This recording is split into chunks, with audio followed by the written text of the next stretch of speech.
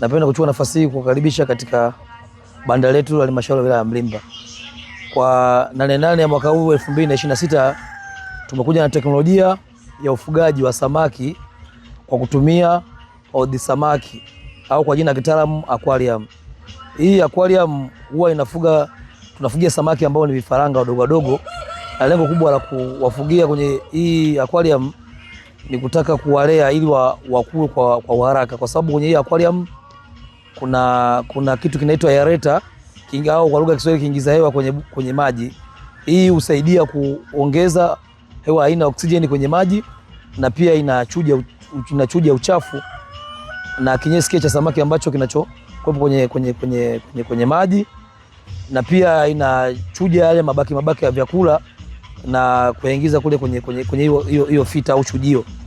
Hii inasaidia kufanya maji yawe masafi. Katika teknolojia hii inakuwa na faida ya kuwafanya faranga wale wadogo kukua kwa haraka. Hivyo tunawashauri wakulima wa samaki wawe nayo hii teknolojia, kwani ni nzuri, huwa inafanya vifaranga wanakuwa kwa haraka.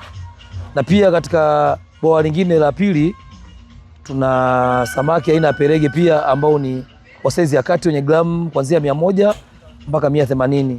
Hawa ni samaki ambao wanapata uzito kwa ndani ya miezi mitatu. Wanafikisha uzito huo 2 mpaka 3, huwa inategemea na ulishaji. Na pia katika bwawa letu la pili tuna samaki aina perege pia ambao ni wazazi, wale ni wakubwa.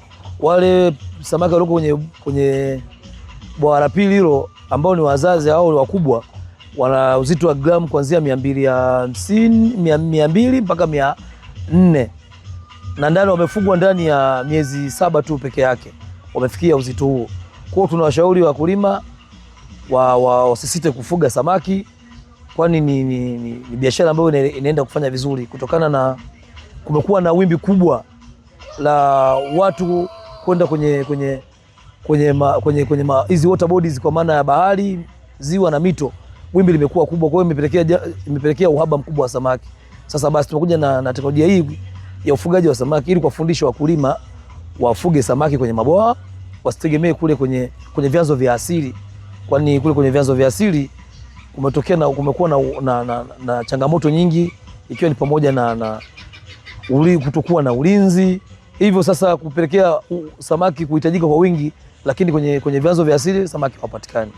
Hivyo katika 8/8 hii ni washauri wakulima waje kutembelea katika banda letu, wajifunze jinsi ya ufugaji wa samaki, na pia vyakula vya samaki kwa sasa vinapatikana kwa wingi, sio tatizo kubwa sana. Kwa hivyo niwakaribishe sana wakulima katika banda letu kutembelea.